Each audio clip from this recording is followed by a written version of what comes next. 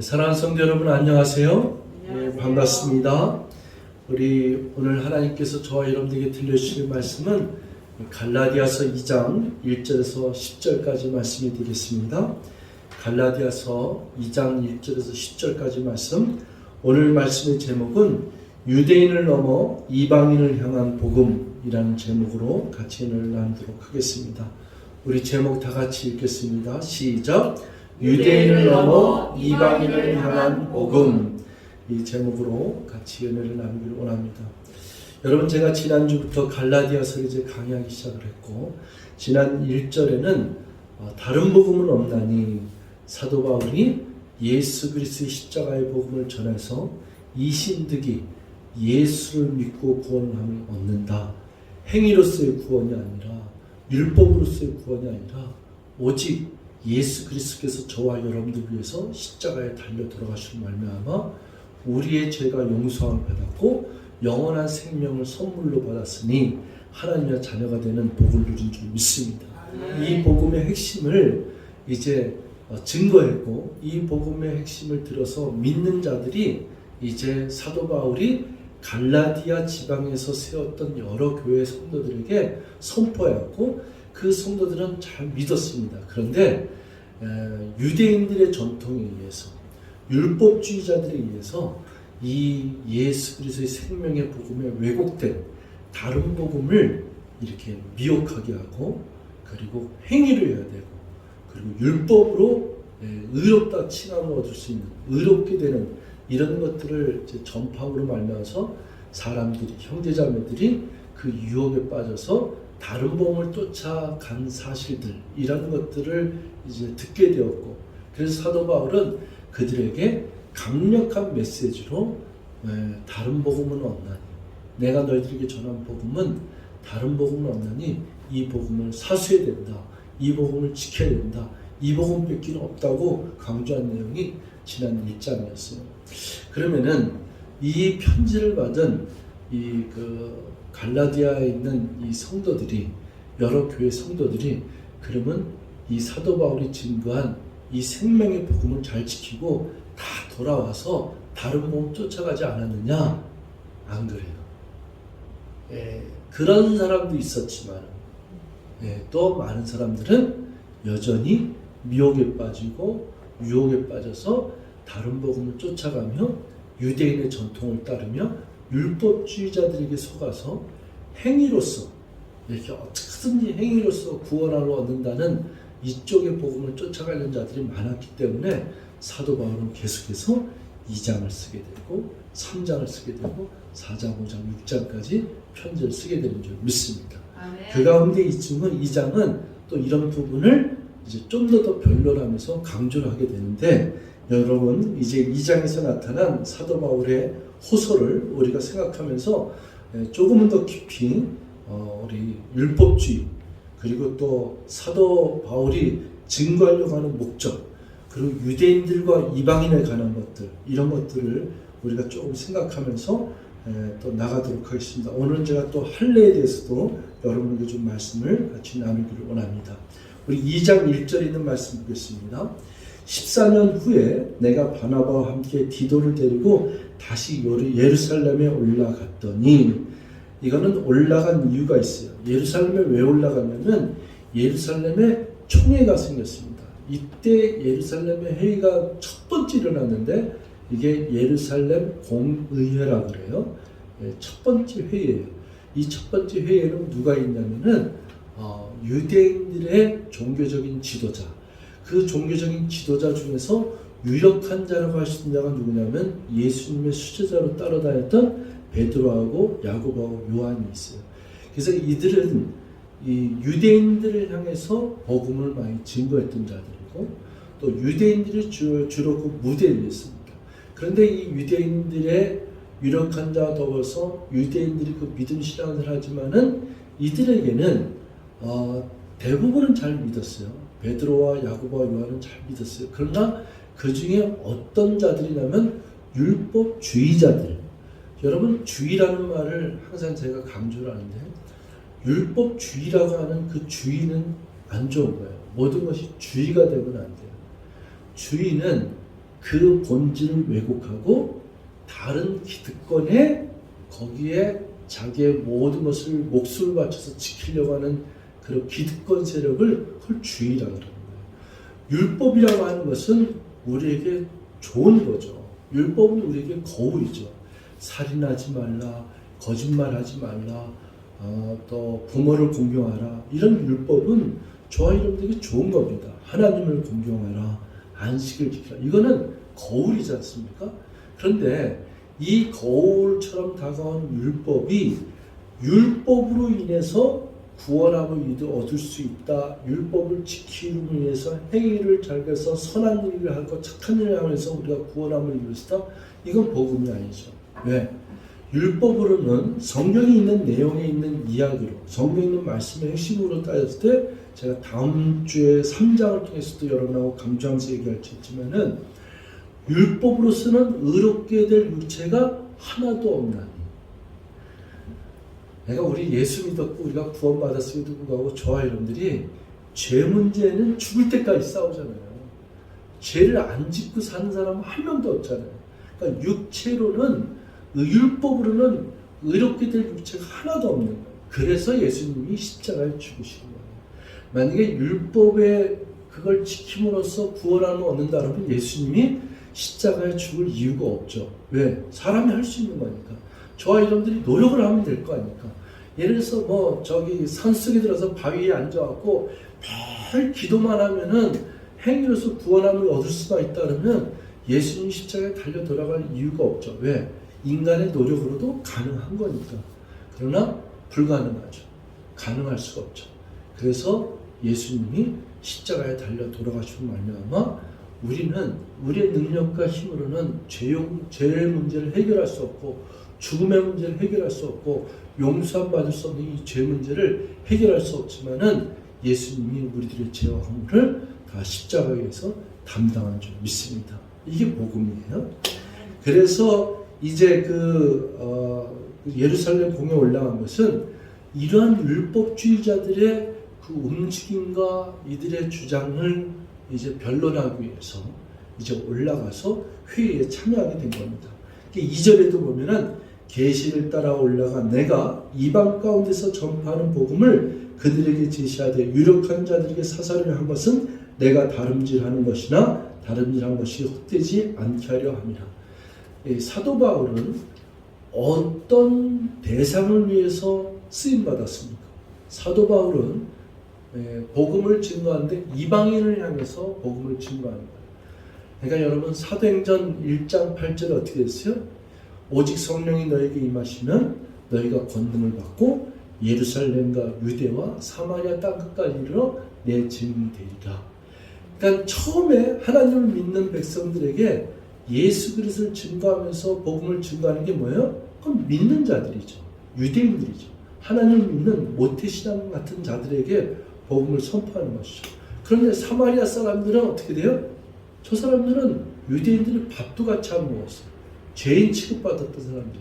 그런데 그 사마리아 사람뿐만 아니라 전혀 유대인들하고 상관이 없는 뭇백성, 모든 백성, 저 땅끝에 있는 자들이 할지라도 복음은 예수 그리스도의 생명의 복음은 유효한 줄 믿습니다.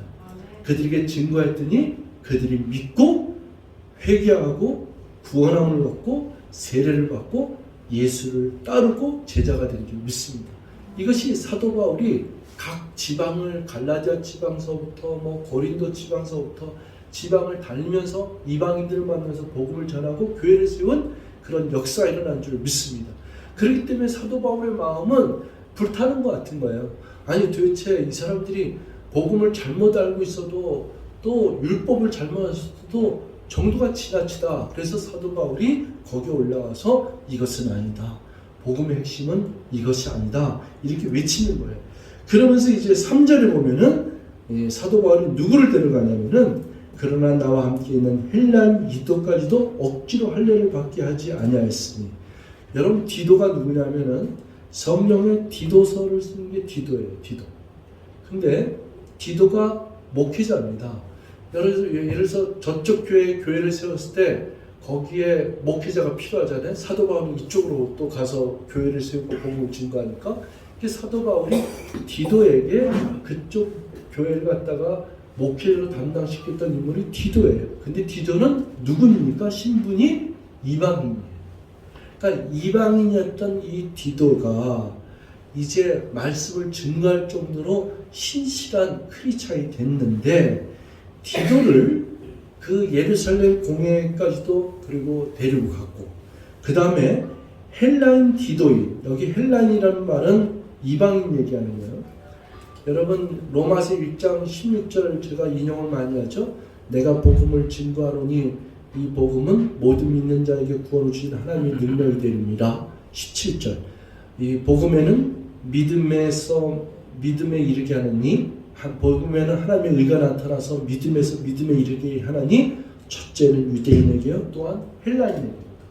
첫째는 유대인이지만은 또한 헬라인에게다. 이 얘기는 헬라인은 그리스인 이방인을 얘기하는 거예요. 첫째는 유대인에게요 또한 이방인에게로다 이 뜻이에요.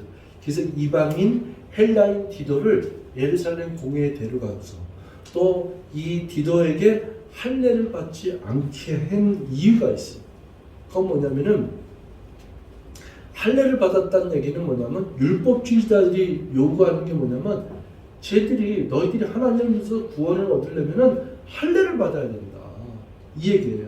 근데 디도가 할례를 받지 않게 했어요. 왜 그랬냐면은 할례 받지 않아도 복음은 유효하고 예수 그리스도를 믿는 믿음은 할례하고는 상관이 없다. 이 예수를 믿은 다음에 언약 백성으로 할례를 받고 예수를 믿은 다음에 세례를 받는 건 맞지만은 그렇지 않다.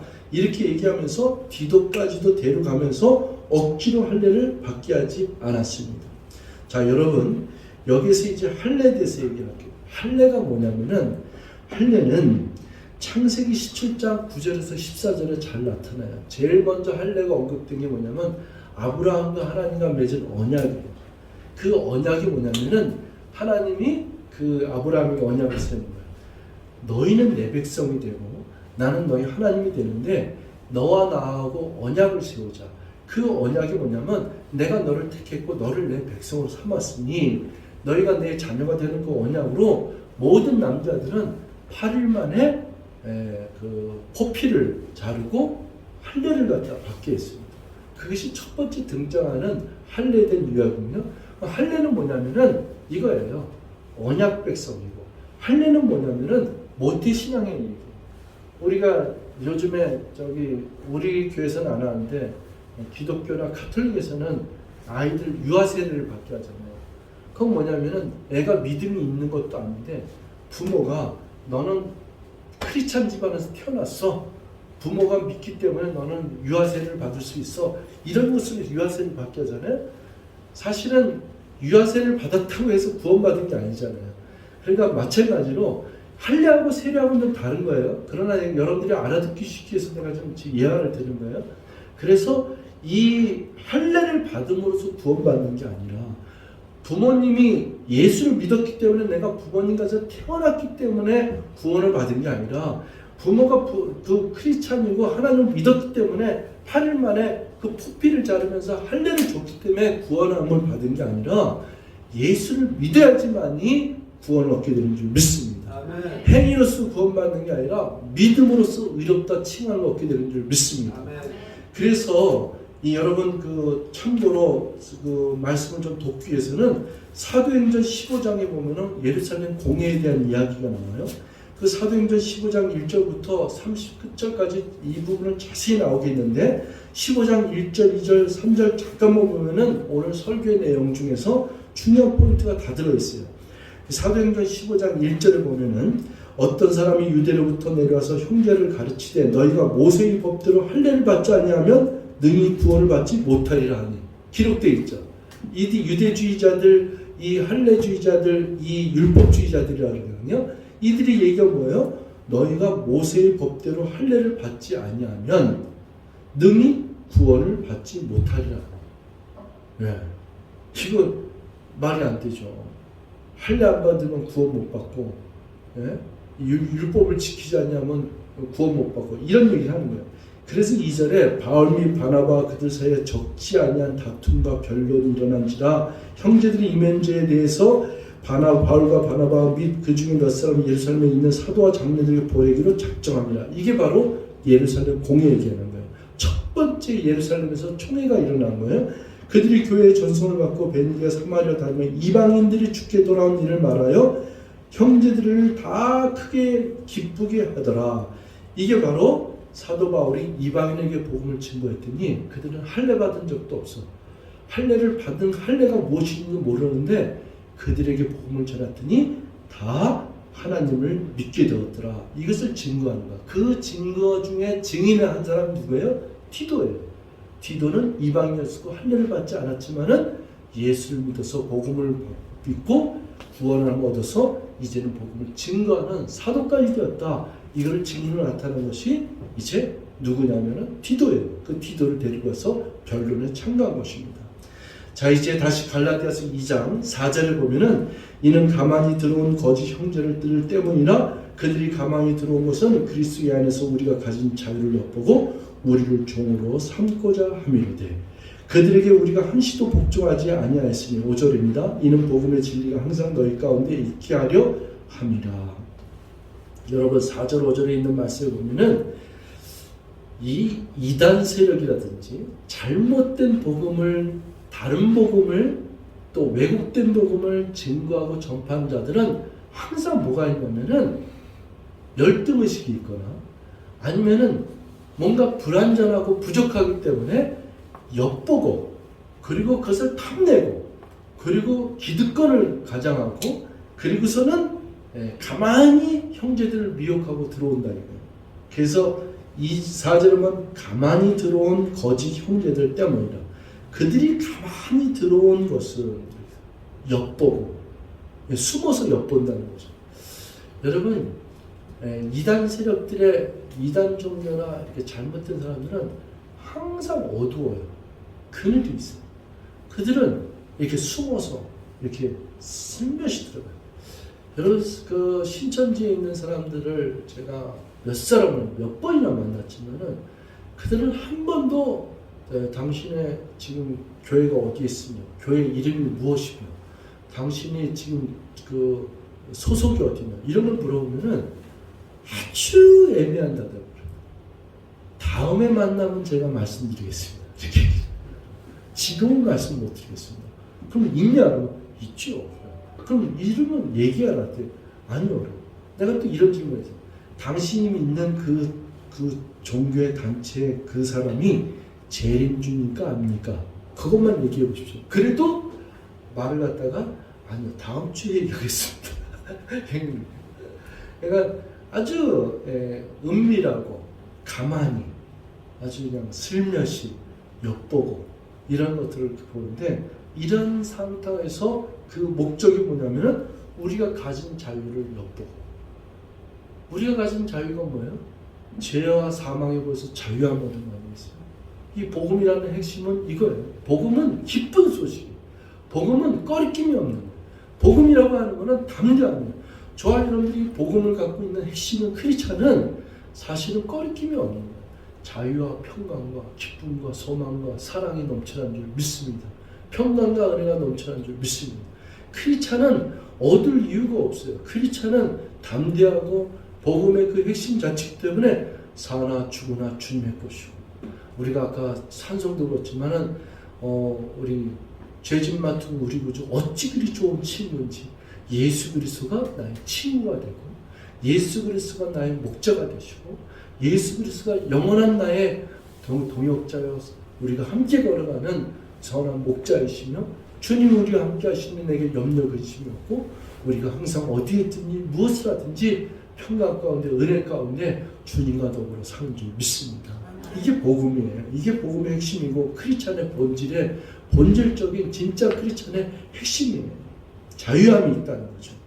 이러한 것들을 이렇게 증거하는데 이것을 엿보고 틈타고 이것을 왜곡시키는 자들이 가만히 들어온 자들 때문에 이제 예루살렘 공에 가서 변론하고 디도를 데려가서 증거를 나타내며 이방인들이 이와 같이 예수를 믿어서 너무나도 멋지고 아름다운 정말 훌륭한 크리스찬들이 되었다. 이걸 강조한 것이 사도 바울인 줄 믿습니다. 이제 6절부터 이제 마지막 절까지는 뭐냐면은 이제 복음의 핵심이 증거되는 루트를 얘기하는 거예요. 유력하는 이들 중에 본래 어떤 이들인지 내가 생각했어요. 하나님은 사람을 외모로 취하지 아니하시나니 저 유력한 이들은 내게 의무를 도와준 적이 적고. 7절 도리어 그들은 내가 무할례자에게 복음 전함을 맡은 것이 베드로가 할례자에게 맡은 것 같은 것으로 보았고. 8절 베드로에게 역사하사 그를 할례자의 사도로 삼으신 이가 또한 내게 역사하사 나를 이방인의 사도로 삼으셨느니라. 여러분 여기에서 사도행전을 제가 강의할 때 사도행전이 1장부터 28장까지 있는데 사도행전은 크게 두 가지 둘로 나눈다 했어요. 그게 뭐냐면 1장부터 12장, 13장부터 28장으로 나눈다 했어요. 1장부터 12장의 무대는 어디냐면 예루살렘이에요. 13장부터 28장의 무대는 이방인이고 안디옥교회고 거기서 출발해서 이방인을 향해서 나가는 거예요. 그러면은 이 1장부터 12장의 주인공의 사도는 누구냐면 베드로예요. 13장부터 28장은 주인공의 사도는 바울이에요. 그리고 대상은 누구냐? 유대인들의 1장부터 10장까지 유대인들의 그 베드로가 사역하는 무대가 예루살렘에서 유대인들에게 너희들이 여태까지 하나님을 율법으로 잘 믿었다 그러면 이제는 예수를 믿어야 된다. 너희들이 그 죽으신 그 예수가 나무에 달린 그 예수가 너와 나의 그 죄를 위해서 담당하셨으니 그 예수를 믿고 구원함을 믿고 세례를 받으라. 이게 베드로의 복음의 핵심 전망인데요. 그런데 이 이방인 사도로 불림받은 사도 바울은 안디옥에서 1년간 안디옥 교회에서 복음을 증거하다가 이제 선교사로 파송받고 바나바와 함께 복음을 증거하는데 갈라디아 지방과 빌립보, 골로새, 고린도, 아테네까지 유럽까지 로마까지 복음을 증거 살았던 것이 사도 바울 아니겠어요? 그럼 복음의 핵심이 뭐냐? 이 사도 바울은 이방인을 향한 복음이고 그리고 이방인을 향한 복음을 증거하는 사도고 베드로는 이제 유대인들을 향한 예루살렘에서 복음을 증거하는 사도거든요. 그래서 그것이에요. 여기에 무할례자, 할례자가 나오는 게 뭐냐면 할례자는 언약 백성이니까 유대인을 얘기하는 것이고 무할례자는 이방인을 얘기하는 거예요. 그래서 베드로는 할례자에게 그리고 나는 무할례자에게 복음을 전하는 것을 맡았다 이렇게 얘기하는 것입니다. 그래서 8절에 보면은 베드로에게 역사하사 그를 할례자의 사도로 삼으신 이가 또한 내게 역사하사 나를 이방인의 사도로 삼으셨느니라. 아멘. 이제 좀 이게 분별이 좀 생기시죠? 예. 이때 당시에 예수님이 하늘 십자가에 달려 돌아가시고 부활하신 뒤에 그리고 하늘로 승천하신 뒤에 남은 제자들 거기에 사도 바울이 새롭게 예수를 만나서 사도로 이제 칭함을 받고 사도로 부르심을 받고 이방인 향해서 복음을 증거하는 사도가 되었어요. 그러면서 이 갈라디아에서 교회를 많이 세웠는데 이 갈라디아 지방에 있는 교인들에게 이러한 편지를 쓰는 겁니다. 너희들 잘 알아야 된다. 그 베드로와 야고보와 요한도 잘 복음을 증거하지만은 이방인들에게도 이 복음은 유효하단다. 내가 이방인의 복음을 증거하는 사도로 불림받은 것처럼 수많은 이방인들이 무할례자가 할례를 받지 못한 자들이 예수를 믿고 구원을 얻어서 그들이 훌륭한 집사로 훌륭한 사도로 그들이 신앙생활을 잘하고 있다. 그러니까 너희들이 다른 복음에 유혹되지 말아라. 율법으로 행위로서 언약을 받고 그리고 할례 받은 자들에게 너희들도 할례를 받아야지 구원을 받는다는 이런 어리석은 다른 복음에 유혹되지 말아라. 이것을 호소하고 증거하고 있는 것이 사도 바울의 핵심적인 오늘 편지 내용인 줄 믿습니다. 여러분 복음에는 하나님의 의가 나타나서 믿음에서 믿음으로 가야 돼요. 믿음으로 갔다가 다시 행위로 가고 선한 행실로 가서는 안 돼요. 믿음은 끝까지 믿음으로 가야 돼요. 저희들은 죽으나 사나 예수님이 십자가에 죽으신 예수님이 죽은 자 가운데서 부활하신 누구를 막론하고 우리가 죽으면 하나님과 더불어서 영원한 생명을 허락받고서는 우리가 주님과 더불어 산다는 이 진리 안에서 믿음은 믿음으로 가야 되는 줄 믿습니다. 그래서 그 하나님의 의가 나타나는 이신칭이라고 하는 그 믿음은 그 진리는 믿음으로 말미암은 것이고 그리고 그 믿음은 첫째는 유대인에게요 헬라인에게로 이방인에게로 증거되는 줄 믿습니다. 이 복음의 핵심을 잘 깨달으시고 저와 여러분들께 신실하게 믿으신 뿐만 아니라 또 이 복음을 증거하는 자로서 저희들이 전하는 자로서 누구에게나 모든 만민에게 모든 인류 가운데 허락되는 이 복음을 증거하고 전하고 선포하는 우리 모두가 되시길 주로 축원드리겠습니다. 기도하시겠습니다. 사랑의 하나님 고맙습니다. 오늘도 하나님의 생명의 복음을 전할 수 있어 너무 감사합니다. 하나님, 이 갈라디아 교인들을 향해서 외치고 호소하는 사도 바울의 심정처럼 이 복음은 다를 수가 없습니다. 이 복음은 변개될 수 없습니다. 왜곡될 수 없습니다. 주님께서 날 위해서 십자가에 달려 들어가시고 사흘 만에 죽은 역 가운데서 부활하셨으며 하늘로 승천하시고 다시 세컨 커밍으로 우리를 심판주로 오실 때 우리는 이 믿음으로 주님을 맞이하고 믿음으로 주님을 바라보며 나그네와 같은 인생 살다가 믿음으로 마치게 될 때 주님과 더불어서 영원한 복락을 누리며 영생을 누리며 주님과 함께 거하게 될 줄 믿습니다. 끝까지 이 믿음 지키고 끝까지 이 믿음 선포하며 전하는 하나님의 자녀로 축복하여 주시옵소서. 감사드리고 예수 그리스도 이름으로 간절히 기도하옵나이다. 아멘.